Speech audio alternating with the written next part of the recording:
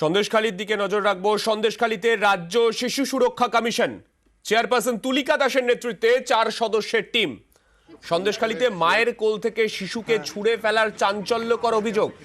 সংবাদ মাধ্যমে খবর দেখে তদন্তে রাজ্য শিশু সুরক্ষা কমিশনের প্রতিনিধি দল। 4 জন লেখো রাজ্য শিশু সুরক্ষা কমিশন 4 জন প্রতিনিধি।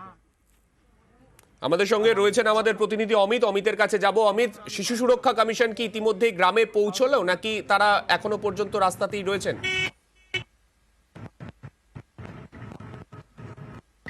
তারা এখনো পর্যন্ত রাস্তাতেই আছে।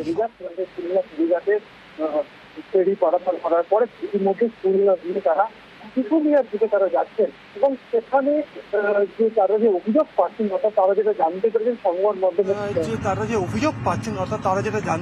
সংবাদ মাধ্যমের মাধ্যমেই যে সেখানে একটি শিশুকে তার মায়ের কোল থেকে ছুঁড়ে ফেলে দেওয়া হয়েছিল এবং সেই বিষয়টি তারা গতকালই জানতে পারেন। এরপরই তাদের তরফে এসপি বসিরহাট এবং উত্তর 24 পরগনা জেলা শাসককে এই বিষয়টি জানানো হয় এবং জানতে চাওয়া হয় ঘটনা কি হয়েছে এবং 24 ঘন্টার মধ্যে তাদের কাছে রিপোর্টও চাওয়া হয়েছে এবং একই সঙ্গে তারা সময় নষ্ট না করে আজকে সকালেই তারা সন্দেশখালীর উদ্দেশ্যে রওনা দেন এবং ইতিমধ্যে তারা খুলনা গ্রামে পৌঁছে গিয়েছে।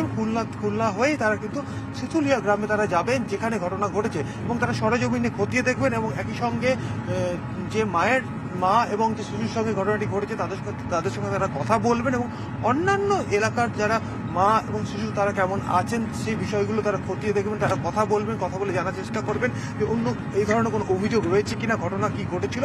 সেই কারণে এই মুহূর্তে চাইল্ড রাইটস কমিশন প্রোটেকশন যে কমিশন রয়েছে তাদের আধিকারিকরা বা তাদের যে টিম চেয়ারপারসন সহ অন্য যে টিম রয়েছে তারা কিন্তু ইতিমধ্যে রওনা দিয়েছে শিশুলিয়ার দিকে। বেশ, ধন্যবাদ অমিত। সেই সমস্ত কিছু দেখতে আমাদের কাছে কোনো সরাসরি কোনো অভিযোগ কিন্তু আসেনি। সংবাদ মাধ্যমের দেখতে পেলাম, জানতে পারলাম যে একজন মায়ের কোল থেকে একটি শিশুকে ছুঁড়ে ফেলা হয়েছে। তো আমাদের কাছে না এটাই যথেষ্ট।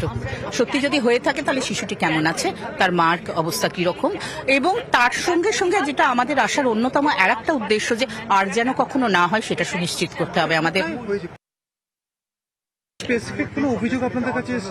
আমাদের কাছে পার্সোনালি আসেনি, আমরা মিডিয়ার মাধ্যমে জানতে পেরেছি।